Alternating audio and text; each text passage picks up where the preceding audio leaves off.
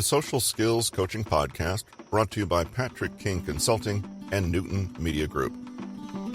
Today is Monday, February 14th, 2022.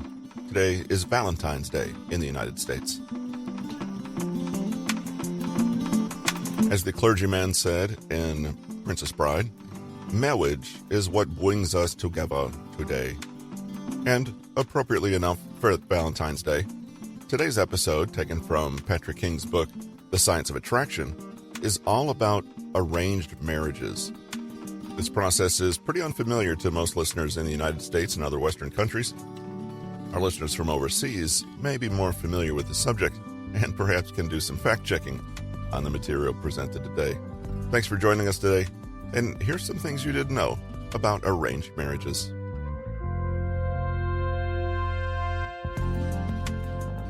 Arranged marriages are a spin on love that hasn't quite made the jump to the so-called Western world. To most people in Western cultures, the notion fundamentally redefines the entire purpose of marriage in a less than positive way. In the West, marriage is about freedom, choice, and ultimately love. An arranged marriage, at least from a superficial standpoint, involves values that are the mirror opposite of liberty and diversity of options. Love is entirely about emotional connection and chemistry. So how can you reduce it to an arrangement where the participants don't even meet each other until weeks or days before their wedding? When parents in traditional Asian cultures, Indian in particular, arrange marriages for their children, they factor in compatibility and long-term prospects and tend to assume that physical attractiveness or love are less important, if they matter at all. It will better inform the rest of this chapter if we first take a look at how the Indian matchmaking and arranged marriage process works.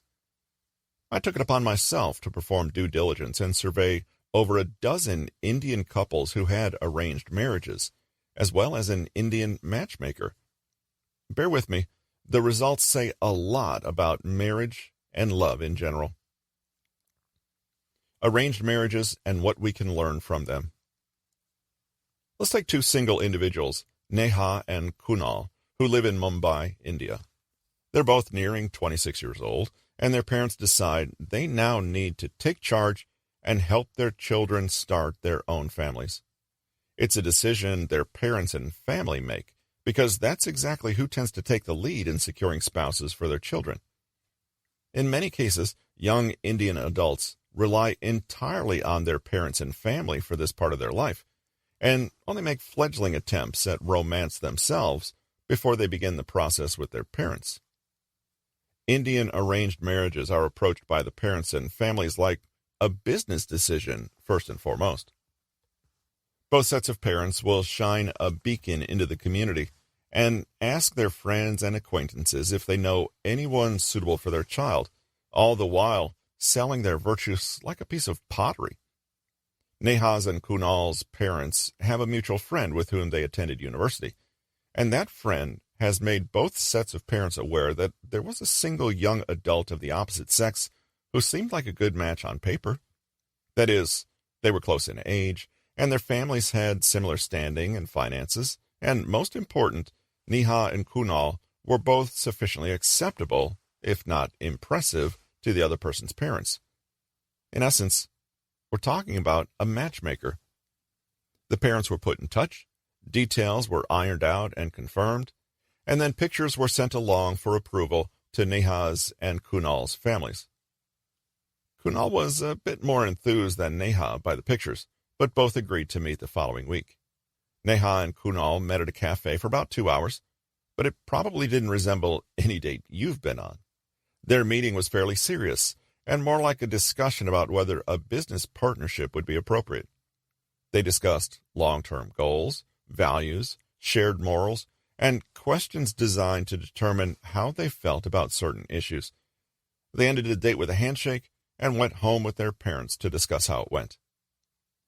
If the date and the post-date discussion with their parents went extremely well, the couple might not even meet again before agreeing to marry and notifying each other of their intent. Because the truly important factors that determine compatibility and fit, though not love, are discussed honestly and openly, Combined with an extremely high degree of commitment, the marriage is deemed to have an extremely high chance of success. As you can see, nowhere in the description of that process was affection even mentioned. If they happen to have some chemistry, that'd be icing on the cake, but it's not seen as a prerequisite to marriage. But what about love? What is love's role in arranged marriage? Love marriages, as they are referred to in India, are driven by connection and chemistry, while family, values, and lifestyle are often drowned out and completely ignored. Arranged marriages, on the other hand, go in the reverse direction. They're driven by the logical, practical, and financial side of things, and once those are in place, fondness and affection are assumed to grow. Phrased in this light, it's almost too easy to see why there are so many bumps in Western marriages, and that the current 2017 rate of divorce is roughly 30%, according to data from the National Survey of Family Growth. The Western idea of compatibility has long been confined to elusive chemistry, with total disregard for practicality. It's not taken into account per se, but the belief is that once the big factors involving values and worldviews are accounted for, love that starts with familiarity will take care of itself and slowly evolve. For the matchmakers, love is seen as something that grows over time as a function of a few things. This could be explained by the proximity effect, which is a psychological phenomenon in which people who share the same proximity tend to like each other more and more with time. There have been studies conducted in which subjects rated people more favorably merely because they spent more time with them or because they had been physically closer to them. It's why we have a certain type of affection for our neighbors, the baristas we see every morning, or the odd person on the bus you see weekly. Familiarity, then, doesn't always breed contempt, but rather comfort. With the proximity effect, arranged marriages find suitable matches in every respect minus love, and love and affection can then grow between any two people living and working together in close proximity. Another thing to consider is that people who consent to arranged unions also place a high premium on commitment. This plays a tremendous role in how well the marriage fares in the future. Francine, Kaye, a relationship and marriage expert, had this to say on commitment in arranged marriages. It should be pointed out that arranged marriages work because, culturally, marriage is seen differently. We have a very romantic view of marriage. Theirs is more pragmatic. In the West, marriages are easy to get out of, but in arranged marriages, the commitment is very strong. They get married knowing they won't leave. So when times are harder, if they face injury or trauma, they don't run away. It brings them closer. When a partner looks at the marriage more like a partnership or business relationship, they put more focus into making it work. They don't see leaving or divorce as an option and are thus committed to solving issues and compromise. Having disagreements or lacking that spark are not seen as legitimate reasons to end a relationship, whereas they may be the nail in the coffin for love marriages built on attraction and love alone. This tendency to look into the future and get around problems before they appear gives arranged marriages a strategic advantage that passion-based relationships do not have. You're solving problems with solutions that should last 50 years. So what actions will you take to make it work? It's going to be significantly different. People who get into arranged marriages don't look at passion or any short-term consideration. Rather, they look at whether they're going to have children, the quality of the education of those children, and other factors that look way into the future. They also look at retirement and growing old together. There's an emphasis on problem-solving and conflict skills, which studies have also confirmed is a primary indicator of marriage longevity and happiness. The parents, who are older and have experienced marriage themselves, step in and offer their wisdom, and the family in general weigh in on a match and its attributes that go far beyond the couple themselves. Marriages, despite what some people might present to the outside world, are never conflict-free love fests. Even with the bests of friends and lovers, there are bound to be fights. When you spend most of your day with someone, Logic dictates that you don't agree 100% on everything. In fact, you can look at it this way. If you agree on 80% of matters, that's just a rounding error from 100%, because 100% doesn't exist. So when you hit a bump in the road, do you handle it or sweep it under the rug?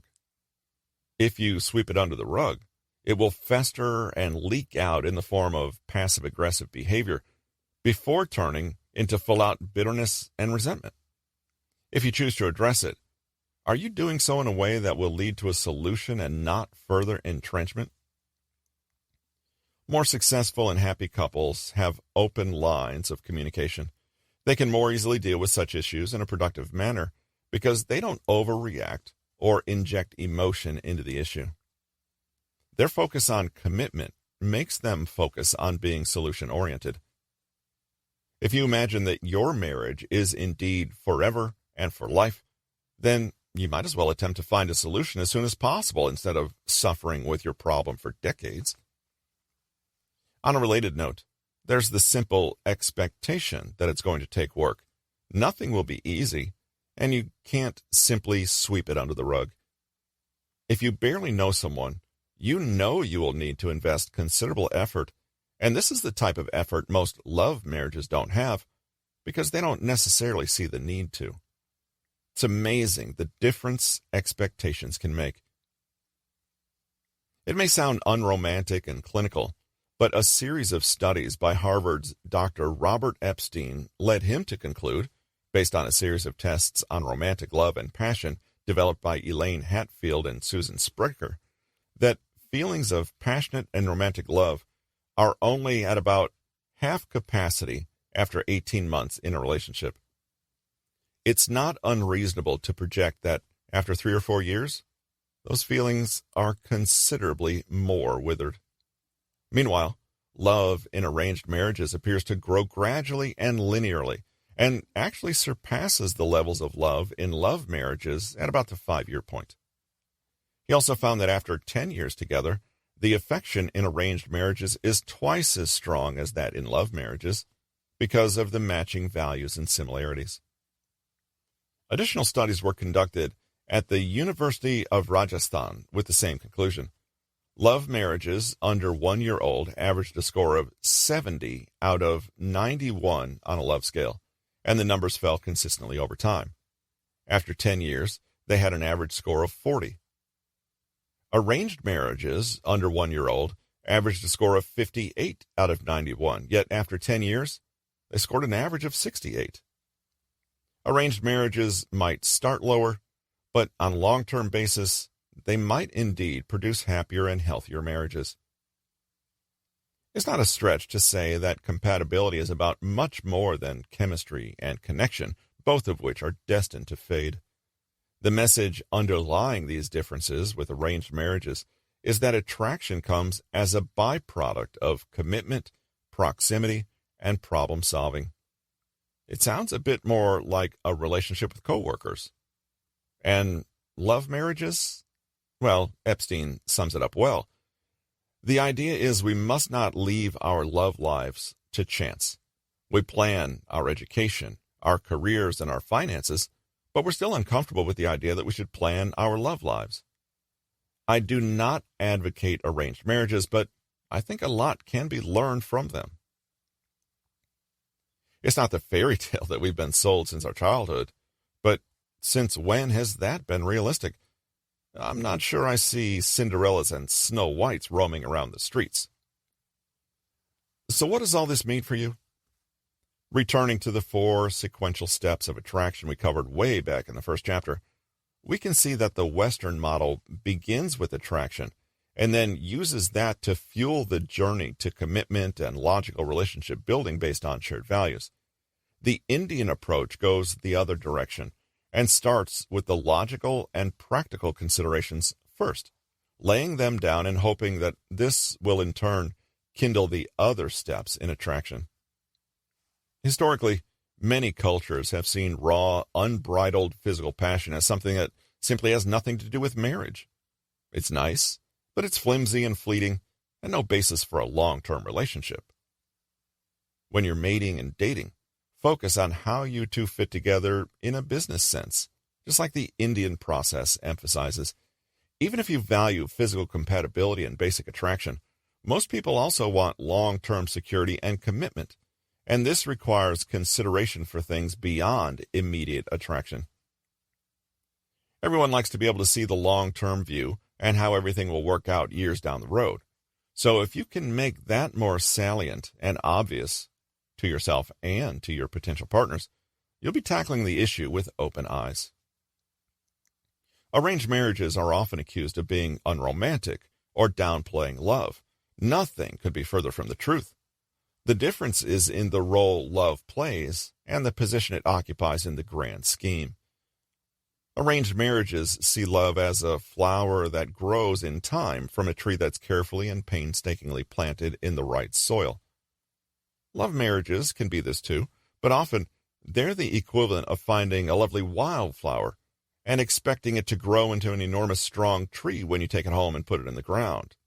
It may not. What should your approach be? This comes down to your values and preferences. It's about your perspective and your time scale.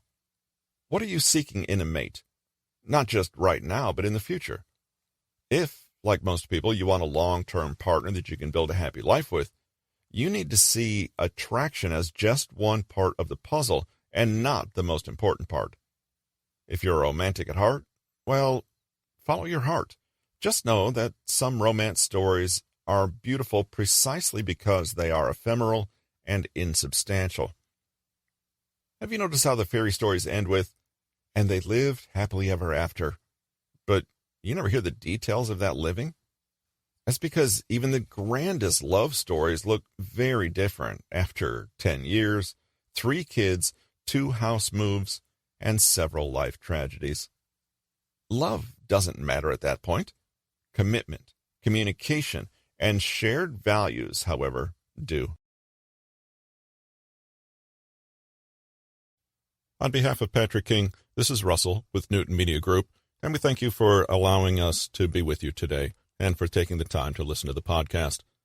If you'd like to check us out on other social media platforms, you can find us on YouTube and Facebook under Social Skills Coaching.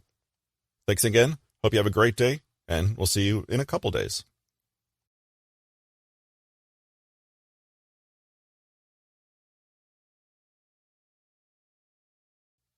Hope you enjoyed today's episode. This material was from Patrick King's The Science of Attraction, available now, of course, on Audible and Amazon. Check it out at bit.ly/science of attraction. That link and many others are in the show notes.